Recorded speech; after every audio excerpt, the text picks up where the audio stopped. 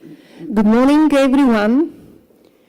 It is a real pleasure to introduce Professor Felipe Feijoo from the Pontificia Universidad Católica de Valparaíso in Chile.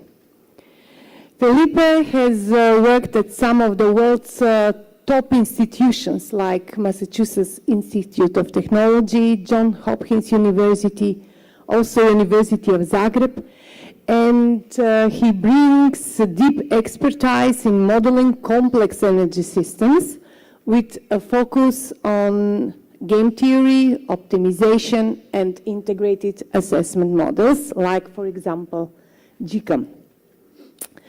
Also, Felipe has led and contributed to many national and international research projects, and recently he has become a subject editor in the Journal of Energy.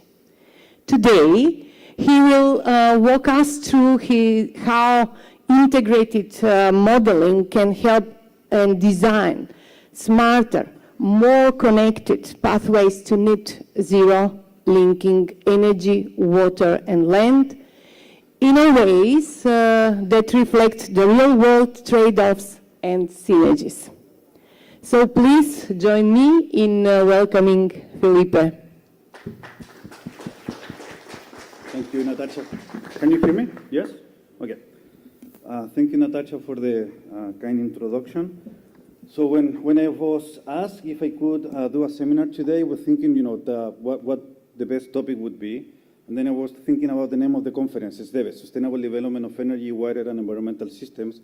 And when we think about this, we know that these systems are basically integrated. So we need to think, about ways in which we can actually do this integration. And then I thought, okay, let's talk about integrated assessment models and how this can actually help to, as Natasha mentioned, to define or to design net zero pathways, hopefully by 2050 or maybe even sooner. So to basically motivate this, I want to start with this figure. I think we are all very familiarized with this, global warming.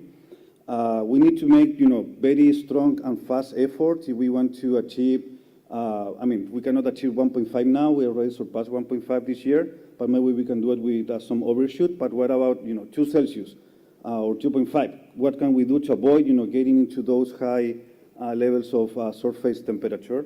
And when we think about this, what basically countries have developed up to now are what we know as the national determined contributions. And there is a lot of literature, many papers published in high top journals like Nature Energy, Nature Climate Change, that basically had mentioned that the current indices are not enough. So we basically follow even those indices that have been improved in the last couple of years. For instance, Chile, we have a revised NDC. Even those policies or targets are not enough to basically limit global warming. We also know that increasing temperature in the last couple of decades is basically directly associated to the increase of CO2 emissions. But what I want to mention is that there are other gases, for instance, non-CO2, methane emissions, sulfur dioxide, NOx emissions that are also directly contributing to the global warming. And we need to think in ways of also reducing emissions from those basically non-CO2 gases. So that's why we have this second plot here, where basically we see CO2 emissions, but below, for instance, what are the strategies or the required levels of reduction of methane emissions if we want actually to achieve some limits in terms of CO2 or global temperature increase. If we don't do this, I'm here showing some plots from IPCC. There are severe effects related to hot stream days, amount of precipitation, increase in different countries, but also what is important and what I want to discuss a little bit further in the next couple of slides, impacts in the agricultural side. Mainly, we can see here, I don't know if you can see the pointer, most of the impacts coming from the assessment report number 6 are actually happening in Africa, in the African continent, when we think about agricultural and ecological impacts of global warming. So this is basically directly related to Africa, where we are now. If we dig a little bit deeper here, and this is also directly related to what I do as my main research line, basically I do energy planning. And when we do energy planning, we basically, as the name says, we focus on the energy system, and most of the models that we actually develop are forgetting different systems or aspects that are also highly contributing to CO2 emissions, but most importantly, non-CO2 emissions, as methane. So this plot on the right basically shows from the International Energy Agency what are the main sources of methane emissions, and we can actually see that the main contributor are basically wetlands, but also followed by the agricultural sector. And after wetlands and the agricultural sector, we have this energy. But this is not the transformation side of the energy sector or the secondary energy sector. This is primary energy production, basically resource extraction when we think about coal, gas, oil, and other different fuels. So this is, something that I'm going to say against myself. When we develop, energy models such as the H2RES model, we don't think about primary resource. We don't think about resource extraction. We think that, we have coal available, we have gas available, and we are going to basically burn this, produce some electricity, and then we try to define what are the best decarbonization strategies. But if we want to achieve, again, reduction in terms of, increase of temperature, we need to think beyond CO2, and we need to think beyond the electricity sector. We need to think beyond the energy sector. We need to start thinking about agricultural side, wetlands, primary resource extraction in order to be successful in this task. And this brings the idea of, integrated modeling. We need to bring energy with agriculture, with land, land use, wetlands, and so on. So how do we do this is something that I will discuss a little bit further. So this is from the, maybe from the modeling side or more from the climatological aspect. But when we also think about, what is the role of society in terms of decarbonization, we have the well-known shared socioeconomic pathways and also the very well-known representative concentration pathways. And we can clearly see here, I don't know if you're familiar with the SSP, but basically SSP are different narratives, different scenarios in which we think the society will evolve. So there are 5 main narratives, SSP1 through SSP5, and we can actually divide this in terms of how much complexities they bring in terms of adaptation strategies and how much complexity they bring in terms of mitigation strategies. So for instance, SSP1 is a narrative in terms of how socioeconomic, society will evolve, which has a low challenge in terms of adaptation and also low challenges in terms of mitigation. But when we look into SSP3, also known as the Rocky Road, this is a narrative about evolution of the society that has a very strong challenge in terms of mitigation, but also adaptation strategies. So these narratives were taken and they were actually evaluated in different studies. Most of the studies basically developed with integrated assessment models, and they basically were able to assess what is the impact of this socioeconomic evolution in terms of global warming and how this basically can lead to increase or reduce global warming.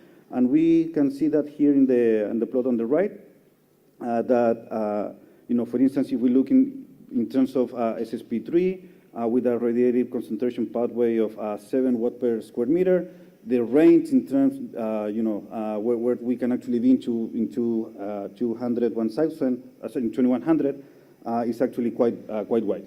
So we need to think not only, as I mentioned before, what are the source of emissions and what are the sectors that we need to model, but maybe we also need to start thinking how society, how basically the way we behave, the way that we, what type of food we consume, the way we satisfy our, transportation needs or our demands are actually, thought, and how we can bring all these ideas together in order to fully address or fully provide or develop decarbonization pathways that can reach to 1.5 Celsius in 2100 or 2.2 Celsius in 2100.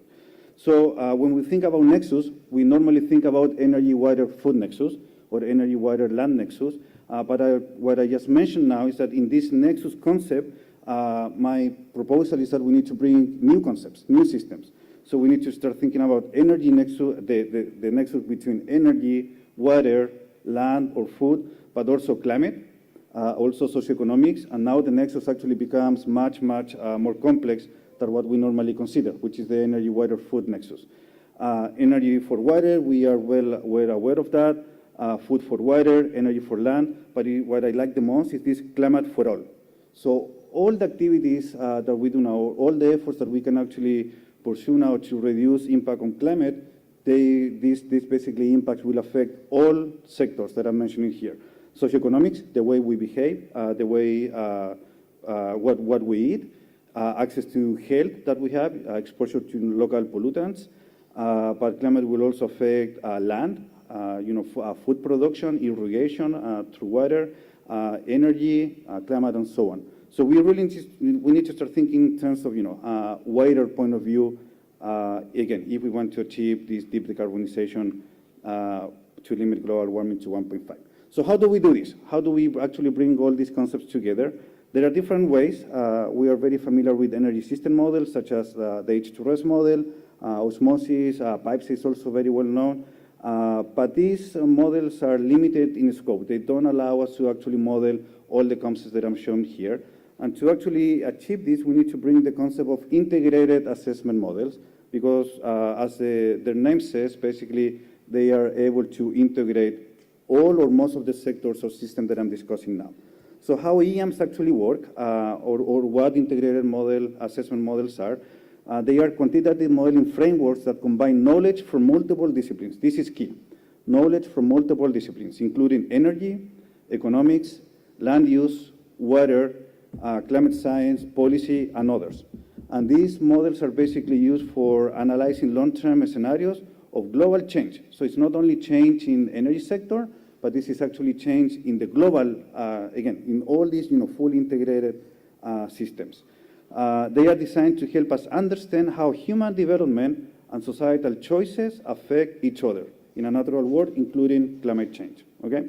So the way we normally do a scenario assessment through integrated assessment model, we have to define a set of key input parameters, or for instance, these SSP pathways or scenarios or narratives that I was mentioning before, GDP levels for different countries, population, some external policies, any other assumptions, and then what these models do are basically integrating economy, energy system, land systems, climate, all the linkages and nexuses that you can actually think about here endogenously, in a very endogenized way.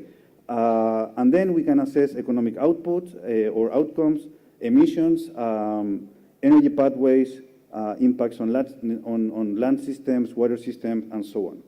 So if we compare in terms of key parameters, how integrated assessment models compare to energy system model, which is what most of us actually use. In terms of sectors, integrated models, as I mentioned before, include most of all sectors, going beyond the energy side. While energy system models, of course, they mostly focus on energy, or some of the models are very specific and they focus on a specific sector, such as power sector models. If we think in terms of a spatial scope, EAMs are global, while energy system models are also global or regional. Temporal scope, EAMs normally go up to 2100. When we actually include climate models, we go until 2300. So basically 250 years ahead of today.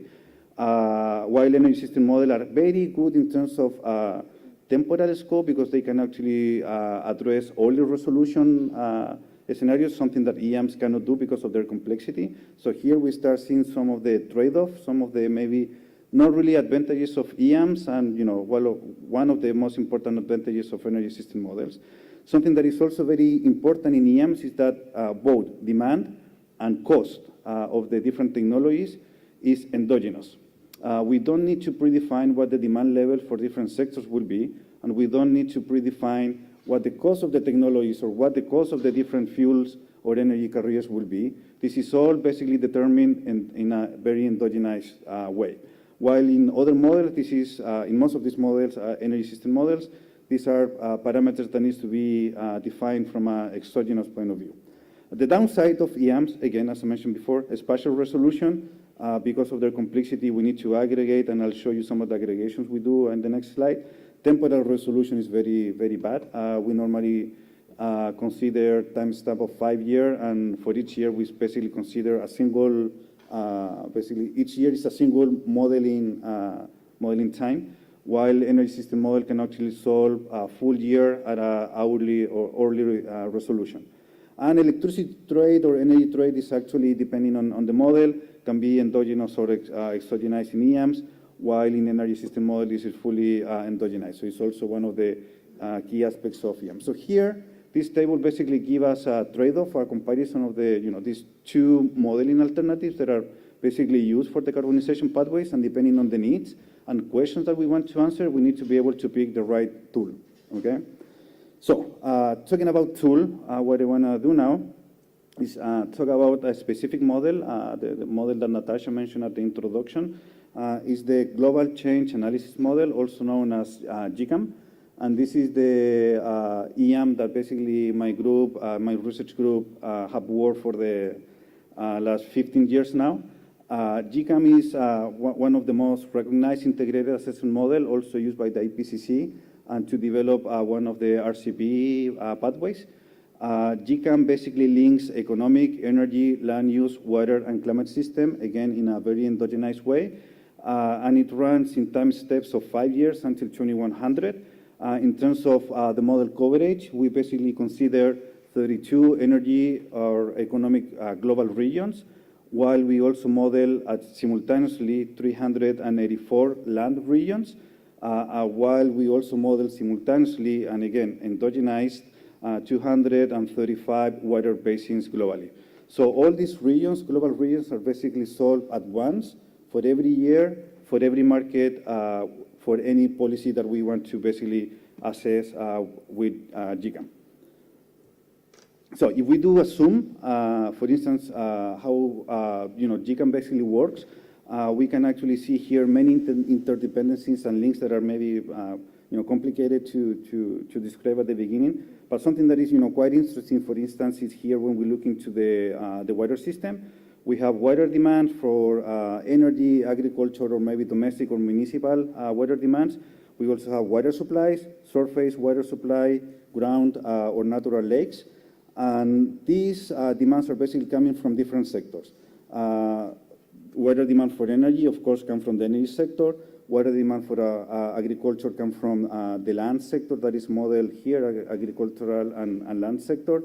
And all of these sectors, again, are modeling simultaneously supply and demand for different needs. For instance, in land use and agriculture, we consider crops, livestock, forest, in terms of demand. For supply, crops, livestock, again, forest products and bioenergy, and this actually creates a direct link with the energy system. This already looks a little bit complex, but we can actually make it more complex, and we can do a double click on the energy system, and this is what the energy system of GCAM actually looks like. As I mentioned before, we don't only model the energy transformation or the secondary energy sector, we model also resource production. So we model for each of the 32 global regions, oil production, bioenergy, coal production, natural gas, uranium, and others. And this actually allows us to model, for instance, emissions, methane emissions from resource production, something that we cannot really do directly in energy system models. From this resource production, we go into energy transformation, refined liquids, gas processing, hydrogen, electricity from different fuels. This actually create different energy carriers that will basically be used to satisfy different end uses. In particular, in GCAM, we consider the building or commercial sector, industrial sector, and transportation sector. And something that is, again, important, as I mentioned before, in these models, we do model the demand side. We don't assume that the demand from this sector is exogenous. So we can actually, just as a sake of, as an example, we can look how the industrial, for instance, the trade-off between, electrification of mining versus use of hydrogen in the mining sector for both stationary and mobile demands. And this is true for every other industrial demand that we consider in GCAM. And again, this is true for every other sector, non-CO2 gases and so on. So what we did here, with GCAM, we developed a large ensemble of scenarios. We actually considering all these inputs that I mentioned before, policies, socioeconomical assumptions, and so on.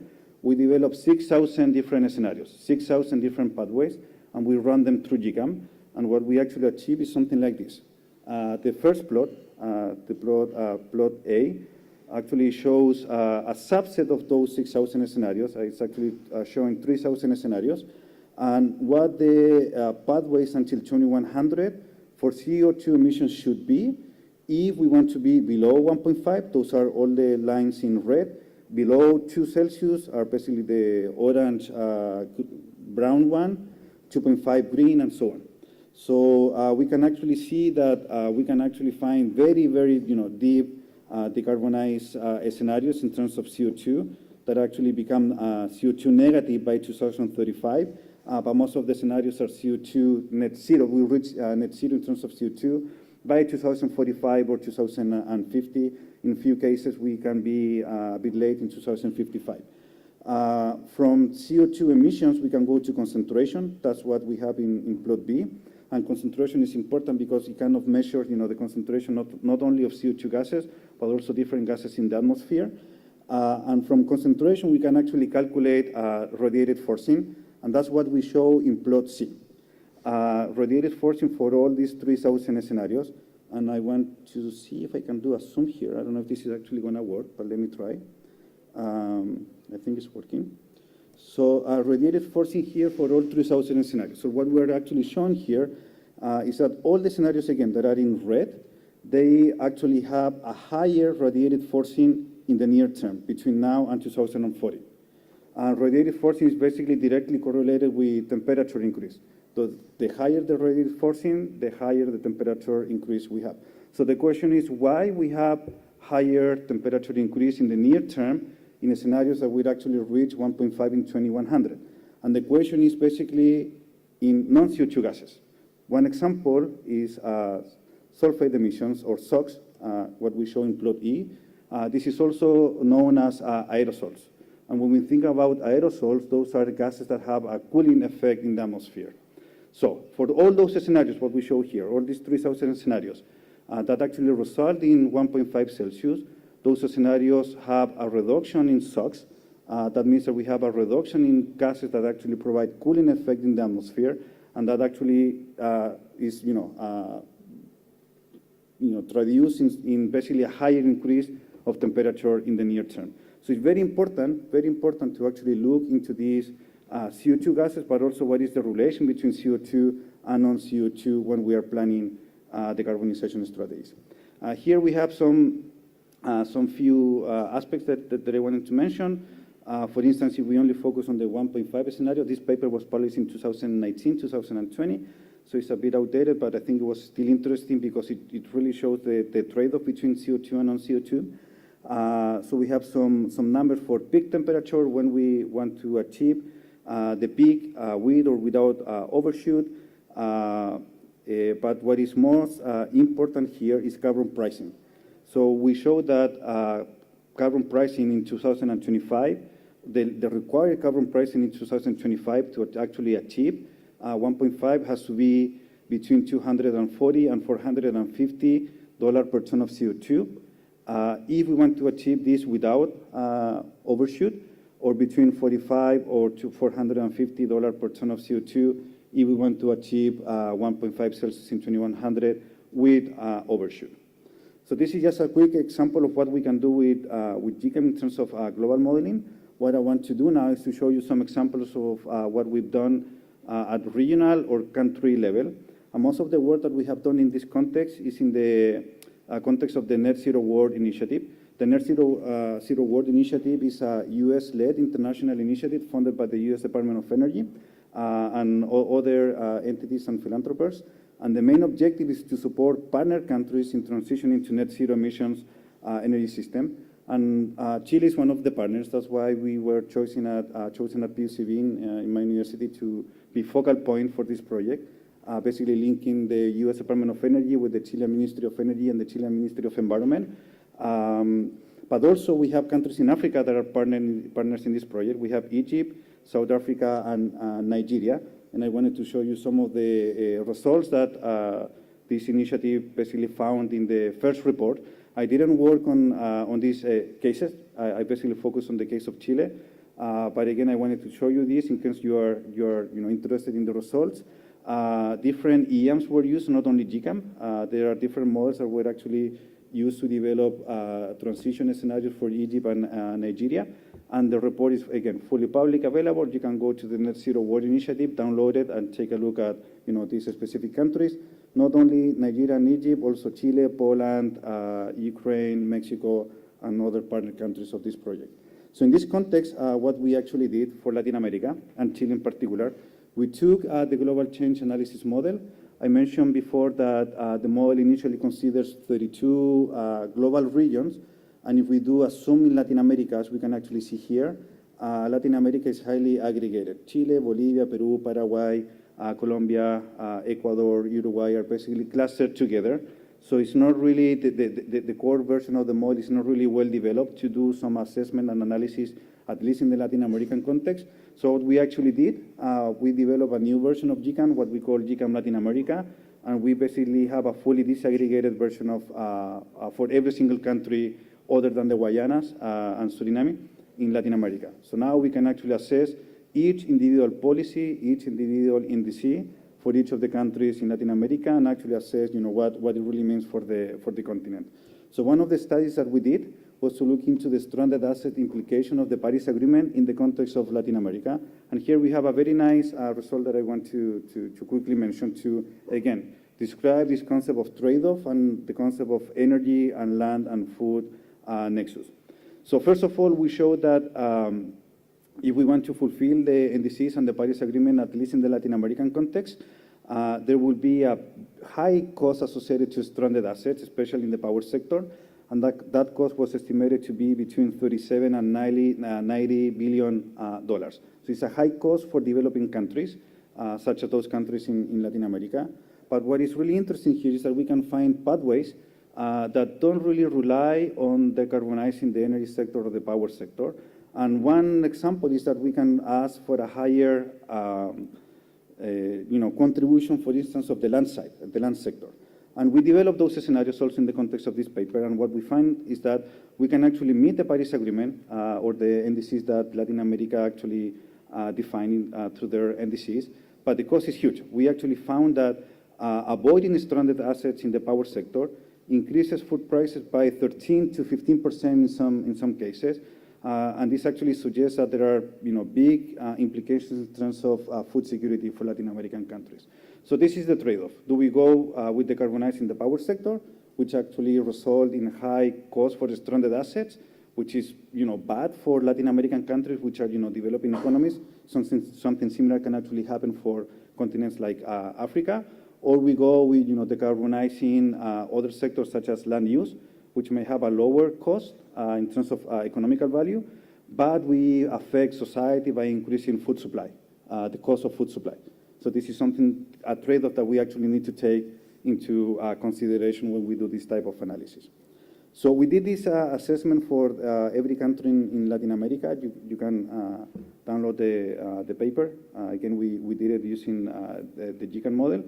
And then we focus specifically in the case of Chile.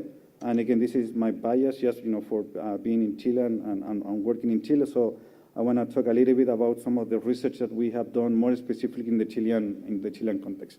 So for those of you that are not familiarized with the country, Chile is a very long, very thin country. I think Chile is as long or even longer than Europe. If you go from south to north, it's even longer than Europe. And that basically exposes us to a wide variety of climates. In the northern side, we have the desert. And actually one of the strongest solar potential in the world is actually found in the Atacama Desert. That's something that we can actually see here. Very strong photovoltaic potential, so it's actually good for us. But if we go to the south, to the Patagonia of Chile, we have very strong winds. So this is actually a very good complement because we can actually produce very cheap electricity or very cheap hydrogen during the day with excess electricity coming from solar PV. But then during the night, we can also satisfy our demand needs or even complement whatever we cannot supply with PV plus battery storage with the strong winds that we have in the Patagonia. Also one of the highest wind potentials worldwide. So we are a very lucky country from this point of view. The only issue is that most of the demand is in the center of the country. So we have a little bit of issues related to infrastructure because we need to bring all the energy to the center of the country while that energy is produced in the extreme of the country. We do have some issues. We have been exposed to strong droughts and very dry years for the last 15 to 20 years. So we need to start thinking how we can actually develop decarbonization strategies now for Chile in an energy mix that actually considers around 45 in a very wet year to between 25 and 40% of electricity supply for hydro sources or by hydro sources. So there is some risk, and we have a huge potential. So we need to try to decarbonize our system, use these strong winds in the south, the strong solar potential in the north, and rely less on big fossil fuels. So some of the questions that we have tried to answer is, of course, can we achieve carbon neutrality by 2050? But even what is more interesting for me, can we go beyond carbon neutrality? Being honest, in Chile, with the strong wind and PV potential that we have, being carbon neutral is I don't want to say easy, but it's highly possible that we can reach carbon neutrality. But can we go beyond carbon neutrality, and what it really means in a context in which we have low hydrology? Again, looking into energy-water nexus, what are the risks associated to carbon sequestration from forest and land? If you see in the plot here, this is the Chilean NDC, and basically we rely on 50% of our emissions being captured by the land sector. So that's why, again, what I mentioned before. Actual Chilean NDC basically seeks to reduce emissions, in some percentage, some 50%, and the remaining 50% will be captured by land. But we do have some, issues. We have strong wildfires every year in Chile. So can we rely on forests in a context of low hydrology, and can we rely on forests or land in a context of wildfires that we have every year? And can we have, estimate the risk associated to these issues? So again, in the context of Chile and in the context of the net zero world, what we did, we developed scenarios of reach carbon neutrality with CCS or without CCS. And what we actually see is that we allowed actually to have CCS. We do rely significantly on bio-CCS, on BECCS. And this is something we don't want, for the exact same reason that I mentioned before. We don't want to have bio, being used to produce electricity with CCS to reach carbon neutrality. One, because CCS is highly expensive, but second, because we don't really want to depend on the forest, our forest basically to achieve carbon neutrality. So what we develop is a second scenario, what we call RE-focused scenario, or renewable energy-focused scenario, that doesn't allow to have CCS in the mix, and we only depend on renewable energy sources to achieve carbon neutrality. And here we can see, for instance, what is the primary energy use in Chile for these three cases, the reference case and the renewable energy focused scenario and the CCS focused scenario. What is actually interesting is that in the renewable energy focused scenario, we actually have a lower primary energy use compared to the reference and compared to the CCS scenario. So this is actually a win-win. We use renewable sources, and we have a lower amount of primary energy use. If we look also in terms of electricity generation, we see that in both cases, we have electrification, both in CCS and renewable energy focus. But again, what we see here is that in the renewable energy focus scenario, the electrification production is actually higher because we achieve a higher electrification in demand sectors. And I want to show in the next couple of slides why this is actually important for us and how this actually helps us to reduce the risk of not meeting carbon neutrality. So how do we assess the risk? As I mentioned before, we have very strong and for a long time dry years and lack of access to water. And what we show here, what I'm showing here in this plot on the top, is the historical sequestration of emissions of Chile. And historically, we have been able to have a sequestration level mainly from the forest of around 65 million tons of CO2. So that's why we have, this concentration of points here. This is about 65. But we have this dot here. I don't know if you can actually see it. And this dot was a particular year, 2019, where we have a very strong wildfire that basically destroyed, a large amount of, forests in the south of Chile. And that specific year, we were not able to, have a sequestration level which would be enough to guarantee that Chile would be carbon neutral in that particular scenario, because there were more CO2, emitted into the atmosphere. So we consider, that we are exposed to dry years, to, lack of water, and that we are also exposed to climatological events.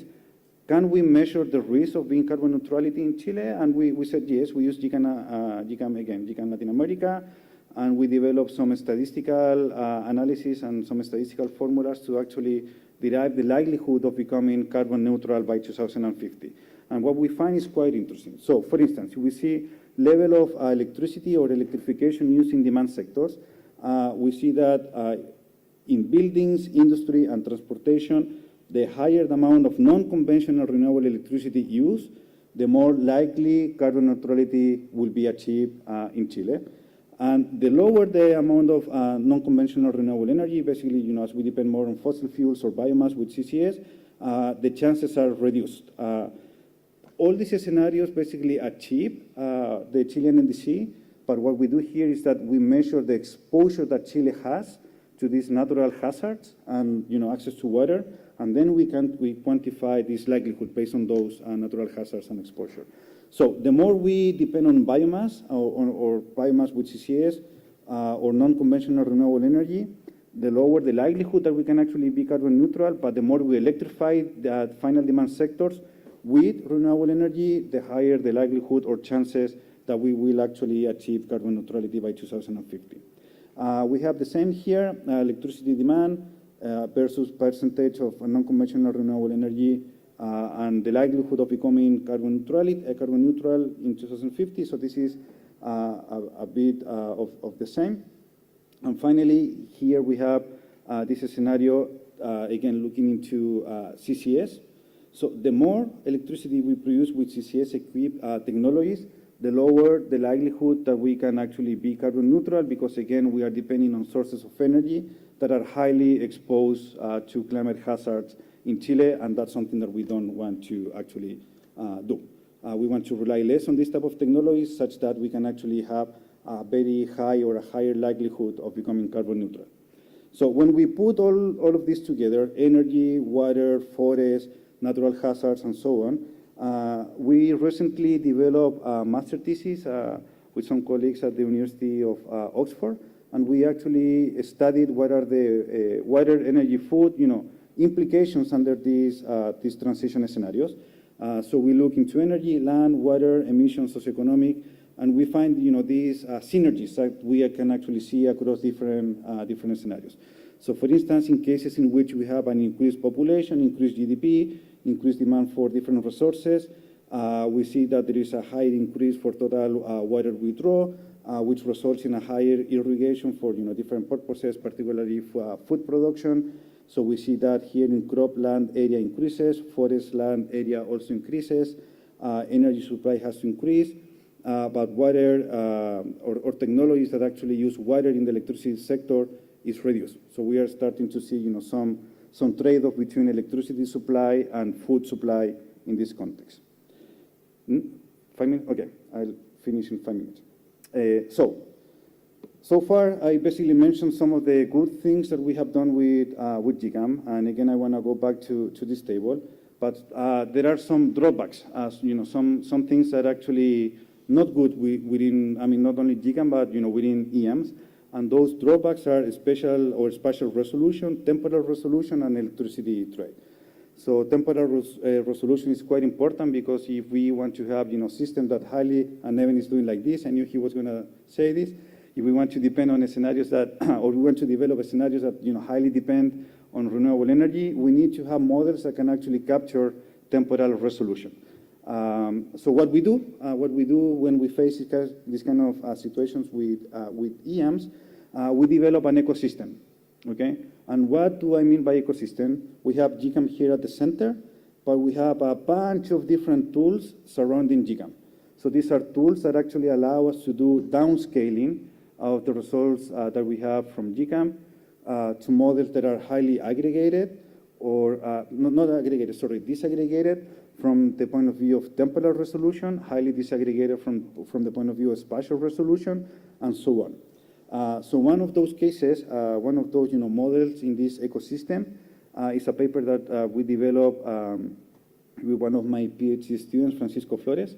where we link the global change assessment model or analysis model with the H2RES energy system model. So the H2RES energy system model is a long-term energy planning model that we developed at the University of Zagreb.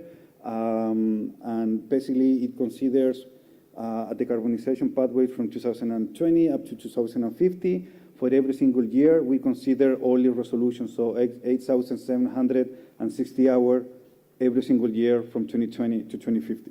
So it's a highly, detailed model in terms of temporal resolution. So what we do, we run scenarios with GCAM, we take the results, and we do some downscaling into more specific models such as H2RES in terms of temporal resolution. So I want to show you some examples.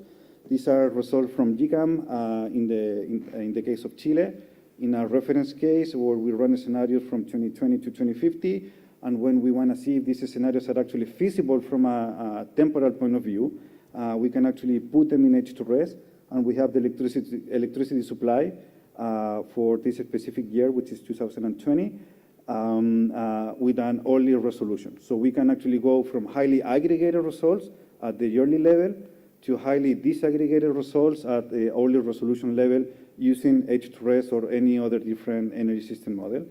And because I'm running out of time, I'm just going to go here.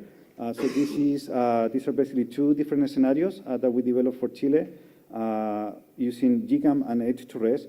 These are the scenarios that look into no coal in the electricity sector in 2030 in a dry year. And here we have no coal in 2040 in a dry year. So we are basically doing these two scenarios. We run those scenarios through GCAM, and then we put them into H2RES to actually see if the results that were provided by GCAM with all these assumptions that basically having highly aggregated data for every single year. And what did I do here? Give me 1 second. Okay. What we actually found here is that if we compare results from GCAM in terms of penetration of wind, penetration of solar, and total renewable, when we put those scenarios into an early resolution model such as H2RES, we do find some differences, and not quite big. So we're actually able to go from highly aggregated models to highly disaggregated models, and we found that results coming from GCAM result in a critical excess of electricity production on some curtailment level, calculated with H2RES, which is basically close to 20%.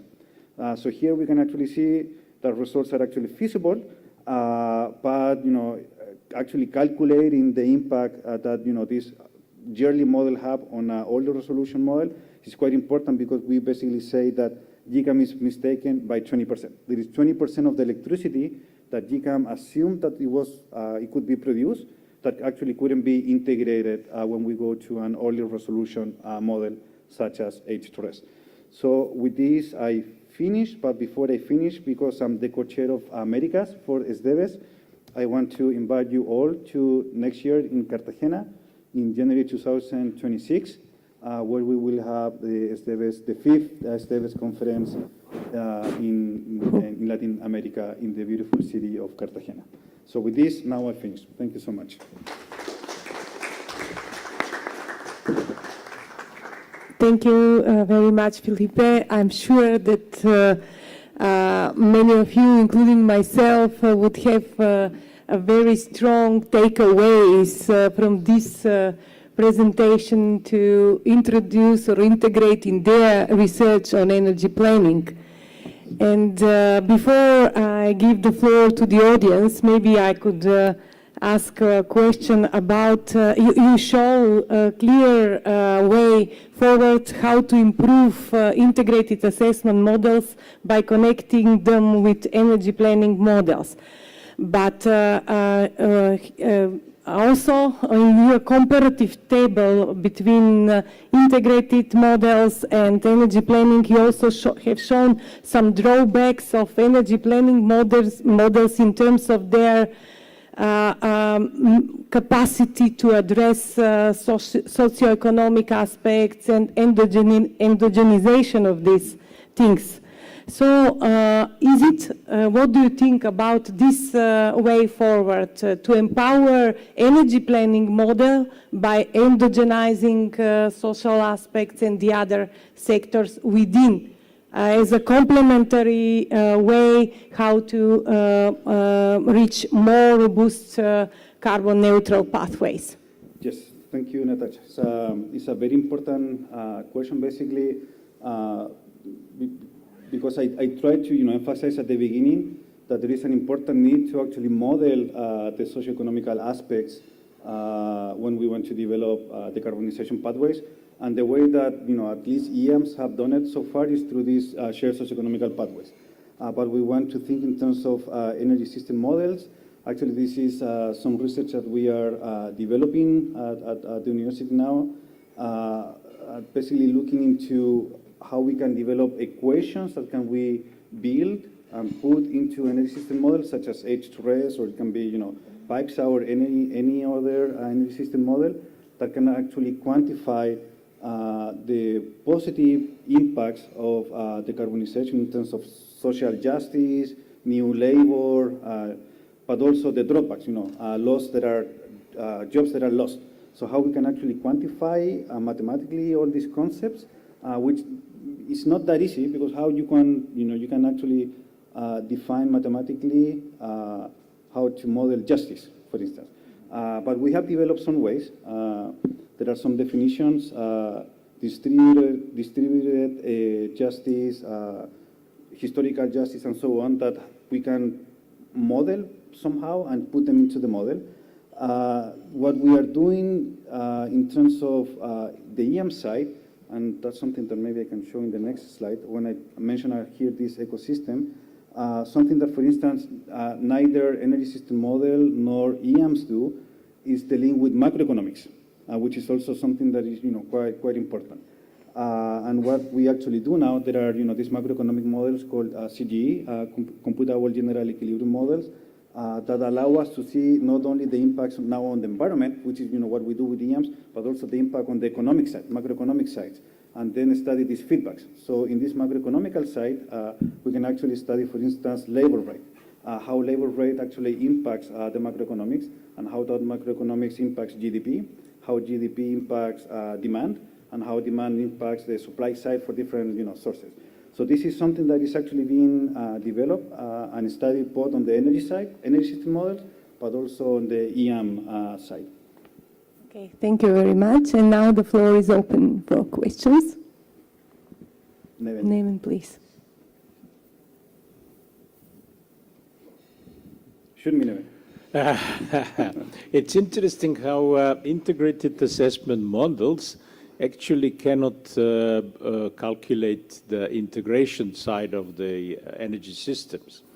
We have, I think that new IPCC report, assessment report 7, will include a chapter on integration, because with electrification of transport, industry, heating, this becomes a crucial issue, but EM cannot catch it because it's something you have to resolve on an hourly basis. So my question is, with the growth of computers, I think moving EMs in some submodels to hourly level would probably not be too prohibitive.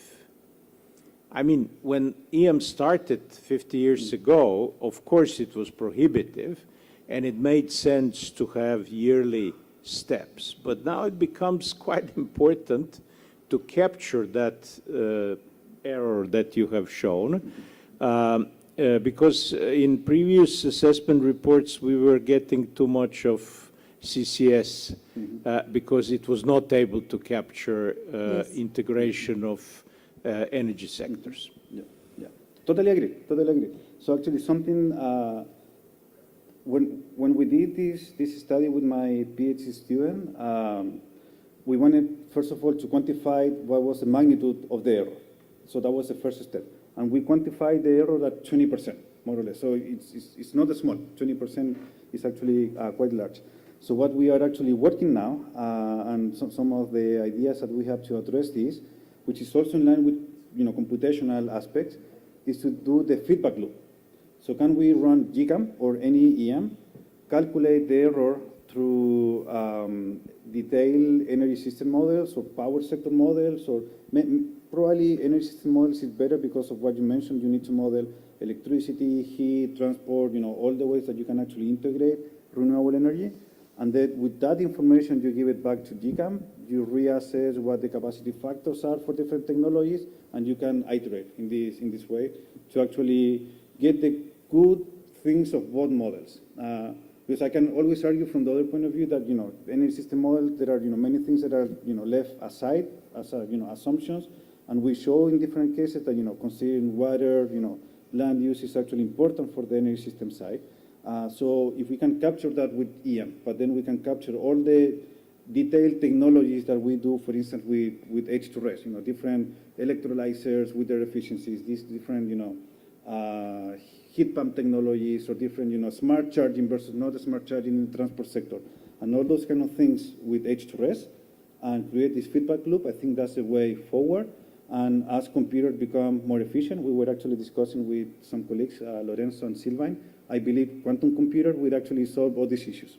As soon as we have, I'm not really quite familiar how quantum computer works, but I know they are fast. So we can actually use them to address many of these issues.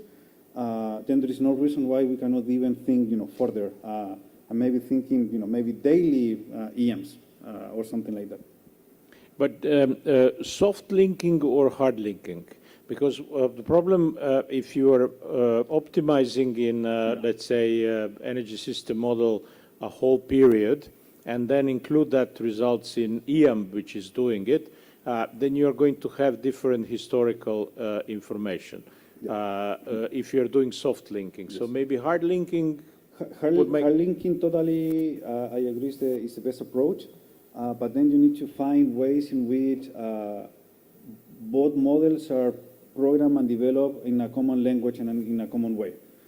So you either start from scratch, you develop your own EM, which is very hard and data intensive, or you use some EMs, for instance, the message model, developed at IASA in Austria, is based on, it's an optimization model. It's very similar to H2RES, for instance, or pipes or any other models. It's developing GAMs. There are like osmosis, for instance, energy system model. It's developed also, I think, if I'm not mistaken, in GAMs. So there you have a clear option in which you can actually link the message, Bliom, EM from Austria with osmosis, which is energy system model.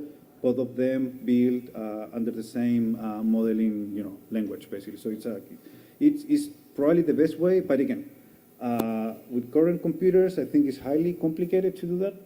But as computers become more, or maybe AI can actually help on this, I think that there might be, better opportunities for that.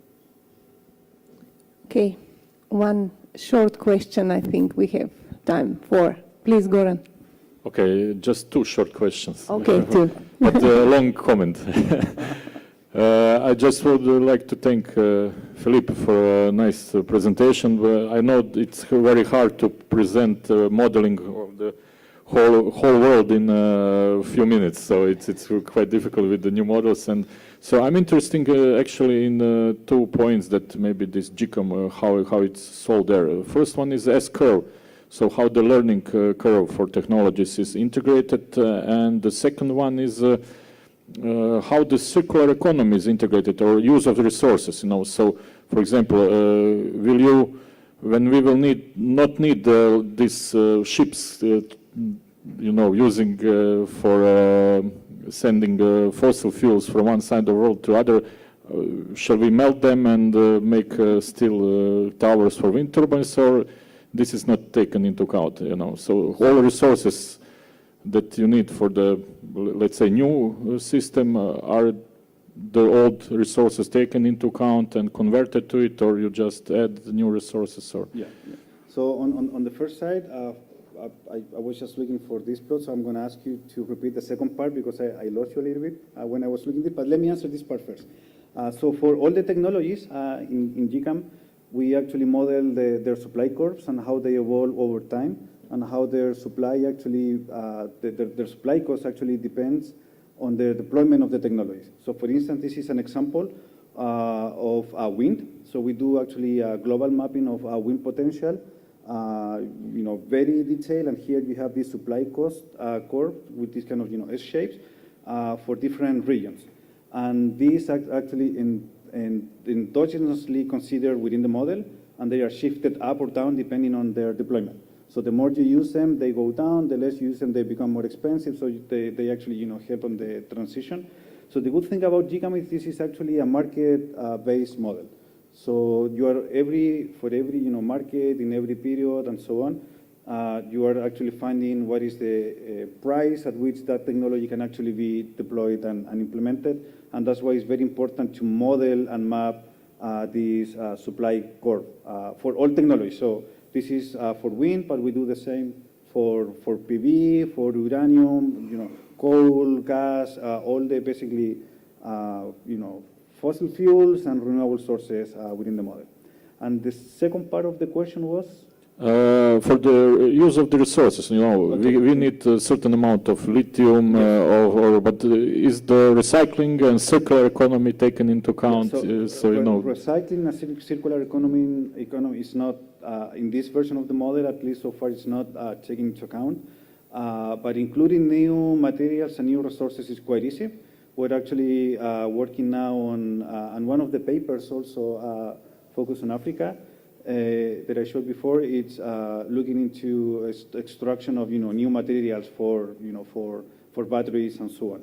That wasn't included before in the model, but because of the structure of GCAM and in general EMs, it's very simple to do it as long as you have the information. But the feedback, recycling is something that is not considered, and for sure is an area for improvement. Thank you. Okay, I think this is a good way to finish this session of keynote presentation. Thank you very much, Felipe, for this very, very rich with results presentation, but also inspiring, offering a lot of motivation for all of us here to try to think of and implement some of the ways in their research and develop all of us together a very robust and strong pathways for decarbonization, and with the hope that our politicians will be able to take the knowledge and wisdom from them and implement in real-world policies. Thank you very much for your presence, and I think that the lunch is served, so we can go for our well-deserved lunch. Thank you. Thank you, Natasha, and see you all in Colombia again next year. See you.